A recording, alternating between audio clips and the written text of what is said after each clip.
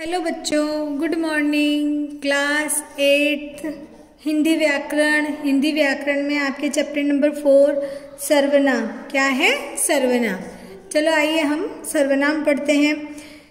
Sachin cricket का सर्वोत्कृष्ट खिलाड़ी है। उसने क्रिकेट जगत में अपने अनेक रिकॉर्ड बनाए हैं। वह धुरंधर बल्लेबाज है। क्रिकेट के खेल में उसका कोई सम्मान नहीं है।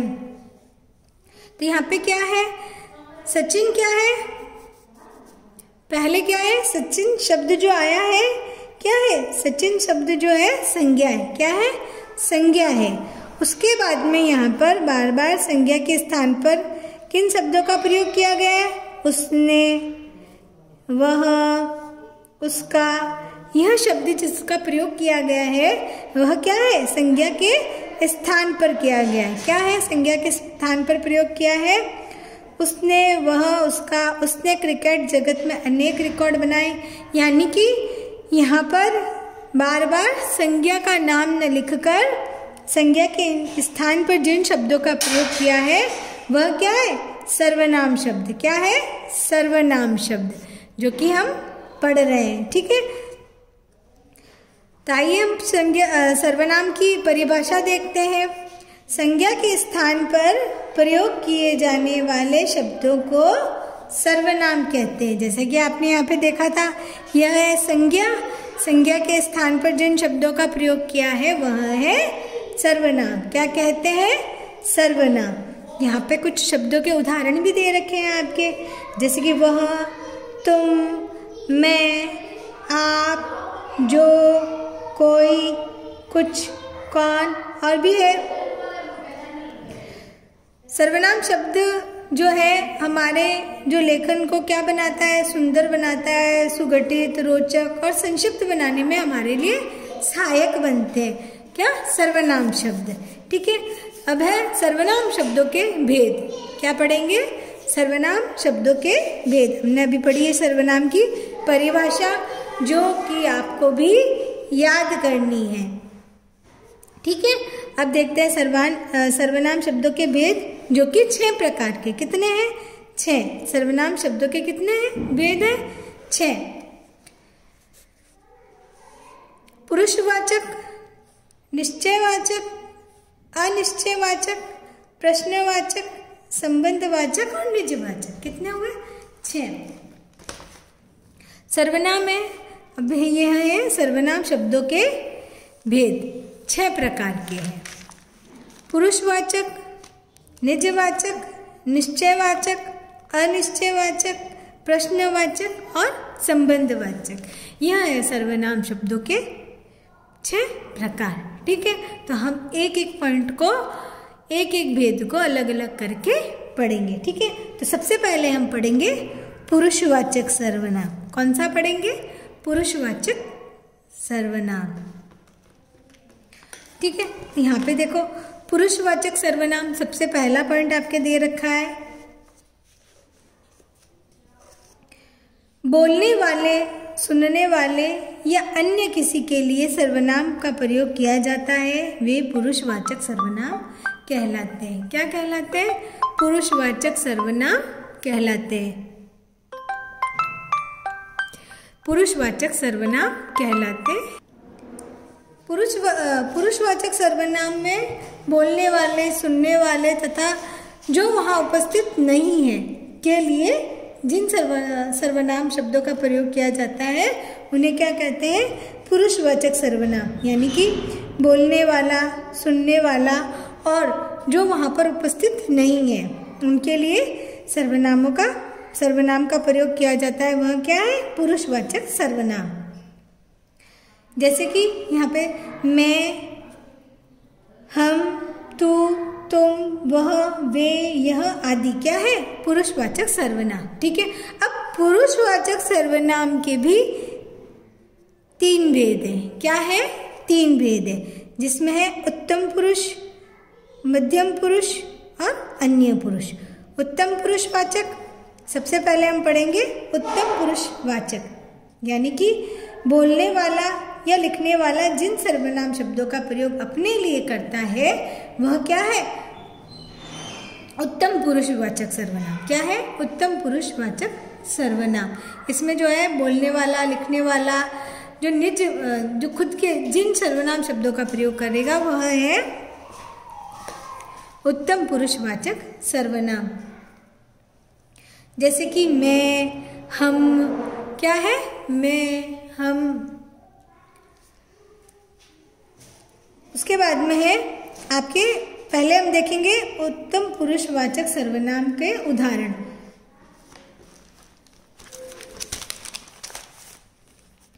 उत्तम पुरुष में मैं, मेरा, मुझे, मैंने, हम, हमें, हमारा, हमने। तो यहाँ पर जैसे कि वाक्य में वाक्य बताया है, मेरा नाम रीना है। इसमें क्या है? उत्तम पुरुष, यानी कि किस सर्वनाम का प्रयोग किया गया है? उत्तम पुरुषवाचक में मेरा। मेरा क्या है? सर्वनाम। मैंने दूध पी लिया, यहाँ पे क्या है? उत्तम पुरुष का उदाहरण मैंने दिया है वाक्य बनाकर। ठीक है, तो यहाँ पे उत्तम पुरुषवाचक सर्वनाम जिसमें बोलने वाला या लिखने वाला जिन सर्वनाम शब्दों का प्रयोग अपने लिए करता है। जैसे कि इस वाक्य में बताया, मेरा नाम रीना है, तो यहाँ लिखने वाला या बोलने वाला अपने लिए प्रयोग कर रहा है। मैंने दूध पी लिया, तो यहाँ पे उत्तम पुरुष है।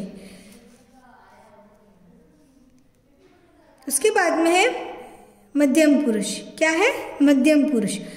सामने वाला व्यक्ति या श्रोता या सुनने वाला के लिए जिन सर्वनाम शब्दों का प्रयोग किया जाता है वे मध्यम पुरुषवाचक सर्वनाम कहलाते हैं। क्या कहलाते हैं?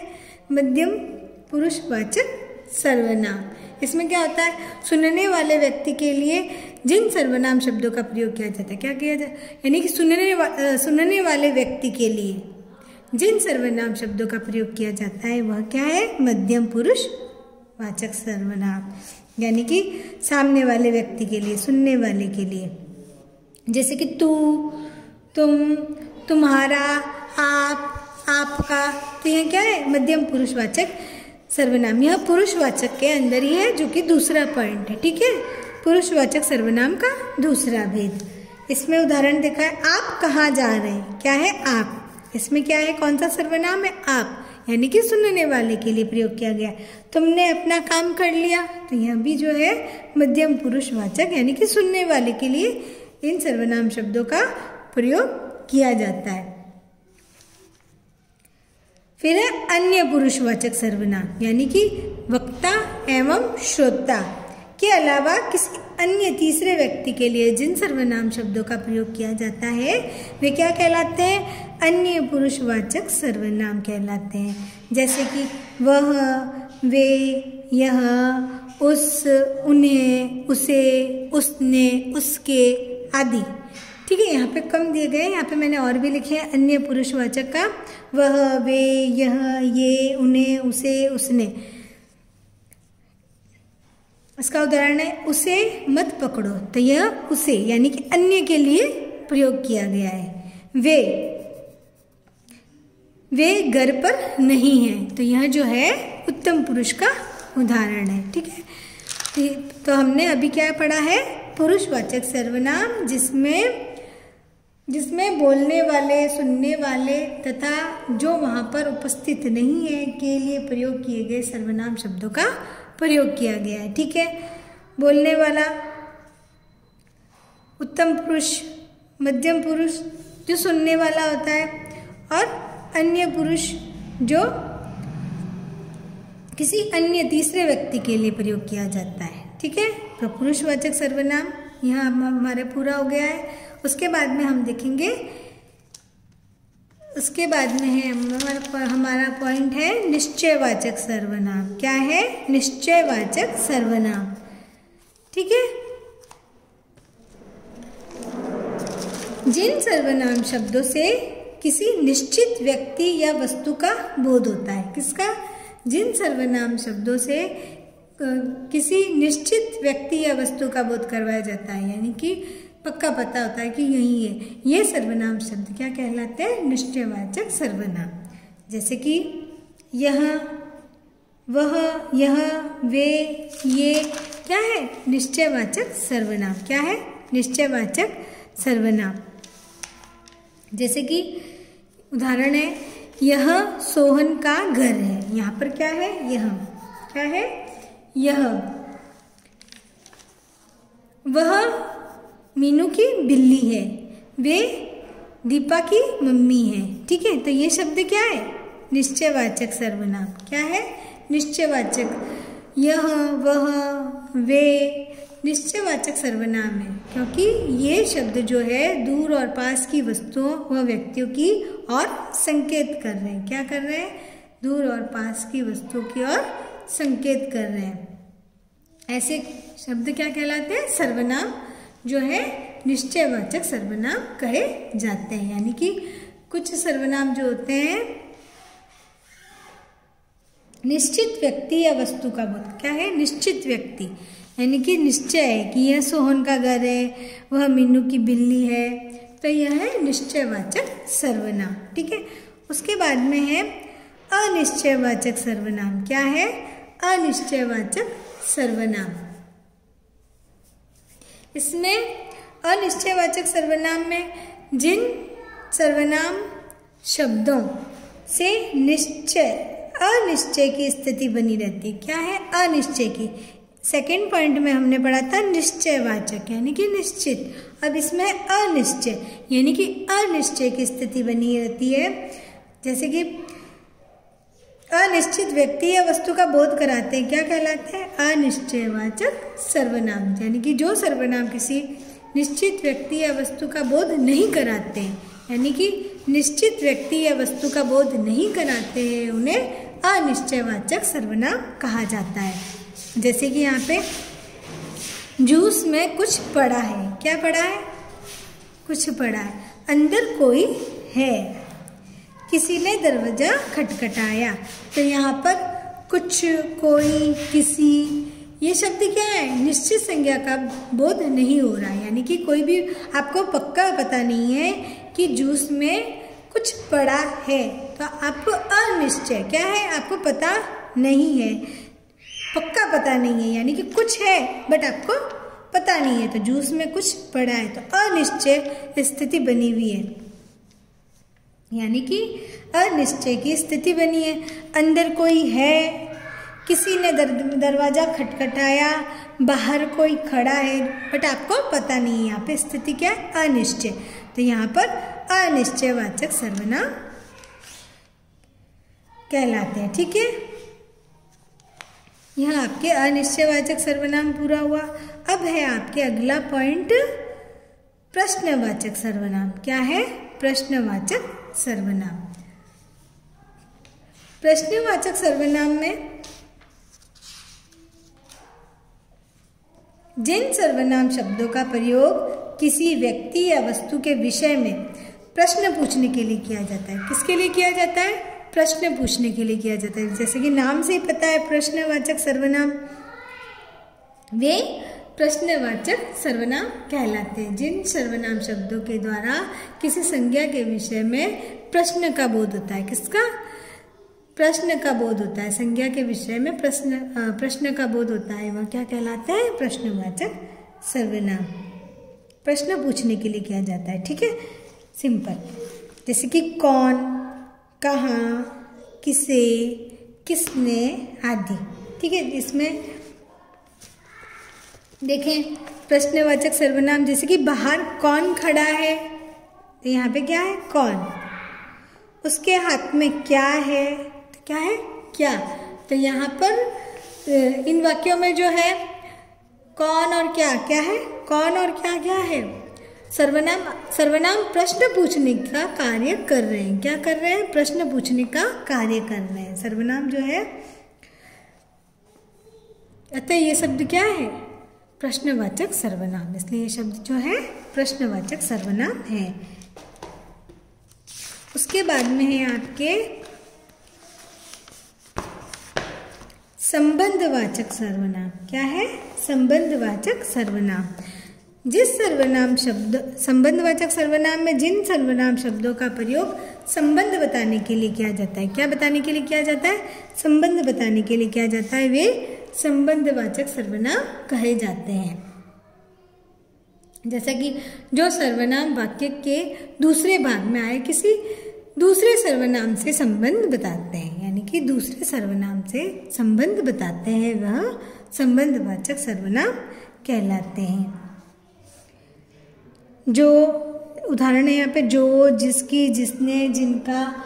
जैसे कि यहाँ पे उदाहरण है, जो सोएगा वो खोएगा, जो सत्यवादी है वह जीवन में उन्नति करेगा। यानी कि इसमें जो है वाक्य के दूसरे भाग में आया किसी दूसरे सर्वनाम से संबंध, यानी कि दूसरे सर्वनाम से। तो जो, वो, जो, वह, यह शब्द क्या है वाक्यों में? यही सर्वनाम शब्द है। क्या है? सर्वनाम शब्द है। ये सभी वाक्य के दो भागों में प्रयोग किए गए हैं। सर्वनाम शब्दों का संबंध बताते हैं। क्या है?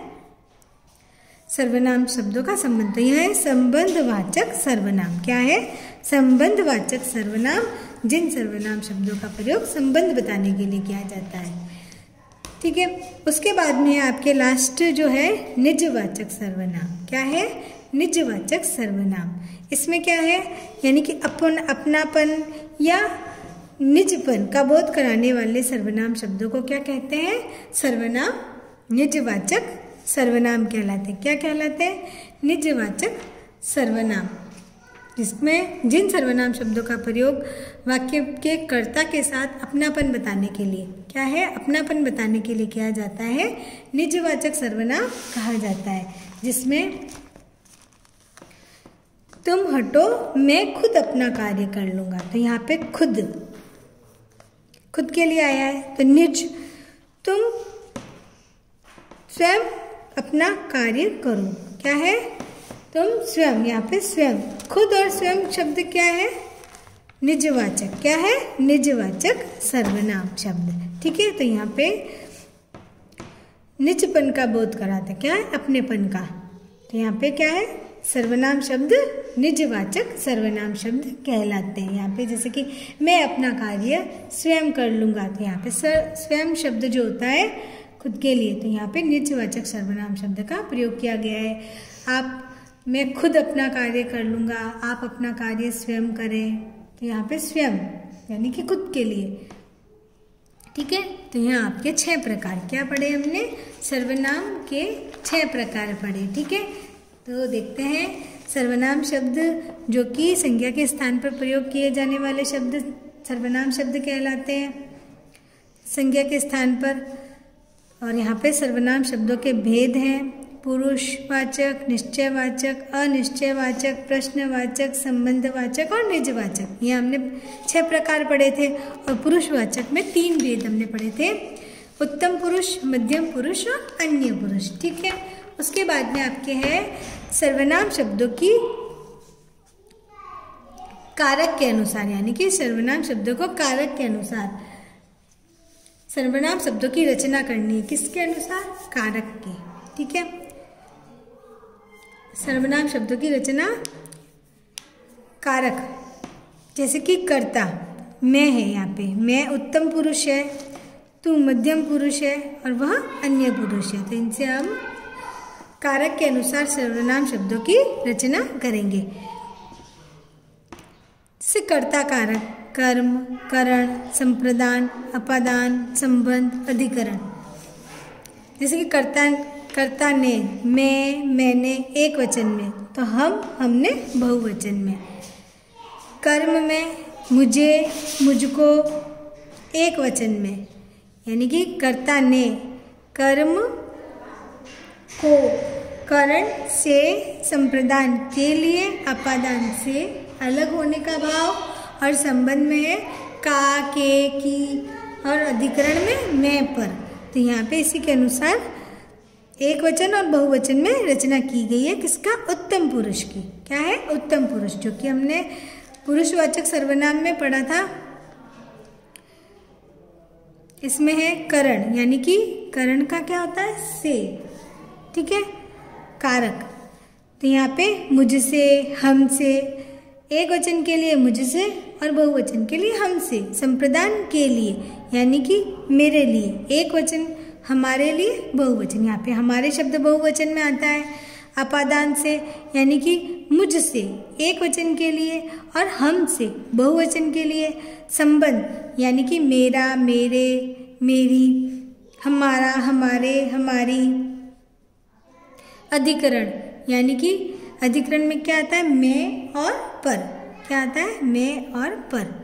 ठीक है, तो इसमें जो है मुझ में, मुझ पर, हमें, हम पर एक वचन में और बहुवचन में दोनों में प्रयोग किया गया है, यानी कि रचना की गई है। किसकी, सर्वनाम शब्दों की रचना। उसके बाद में है मध्यम पुरुष। क्या है, मध्यम पुरुष वाचक यानी कि तू। हमने पढ़ा था पीछे उत्तम पुरुष और मध्यम पुरुष व अन्य पुरुष। तो यहाँ पे तीनों से कारक के अनुसार सर्वनाम शब्दों की रचना की गई है। यहाँ पे तू, तू एक वचन, तुम, तुमने बहुवचन। कर्म में तुझे, तुझे, तुझको एक वचन में आता है, तो बहुवचन में तुमको। बहुवचन में क्या आएगा, तुमको, तुम्हें। फिर है तुझसे, करण, तुझसे, तेरे द्वारा, तुमसे, तुम्हारे द्वारा।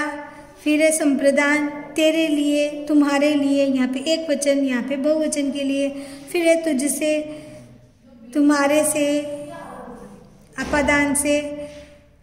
संबंध, जो संबंध बताते हैं, तेरा, तेरे, तेरा, तेरे, तेरी, यहाँ पे बहुवचन में तुम्हारा, तुम्हारे, तुम्हारी। फिर है अधिकरण यानी कि मुझ में, तुझ पर, तुम्हारे में बहुवचन, यहाँ पे बहुवचन है, यहाँ पे एक वचन है। ठीक है, बहुवचन और एक वचन। तो यहाँ पे क्या है, सर्वनाम शब्दों की कारक के अनुसार रचना की गई है। उसके बाद में अन्य पुरुष है, वह किसके लिए, अन्य पुरुष में किसके लिए, तीसरे की बारे में बताया जाता है। जैसा कि हमने पहले ही पढ़ा था कि वक्ता एवं श्रोता के अलावा किसी अन्य तीसरे व्यक्ति के लिए सर्वनाम का प्रयोग किया जाता है। वो क्या होता है, अन्य पुरुष। क्या है, अन्य पुरुषवाचक। कारक है, यहाँ पे कारक लिखे हैं। उस कारक से सर्वनाम शब्दों की कारक के अनुसार रचना की गई है। एक वचन और द्विवचन क्या है, वह, उसने एक वचन के लिए, और उसके लिए बहुवचन में कैसे प्रयोग करते हैं, वे, उन्होंने। फिर है उसको, उसे यानी कि उनको, उन्हें। करण से यानी कि उससे, उनसे, उनके द्वारा। फिर संप्रदान के लिए, तो यानी कि उसके लिए, उनके लिए। बहुवचन, एक वचन के लिए हम क्या प्रयोग करते हैं, उसके, और बहुवचन होता है तो उनके, उनके लिए।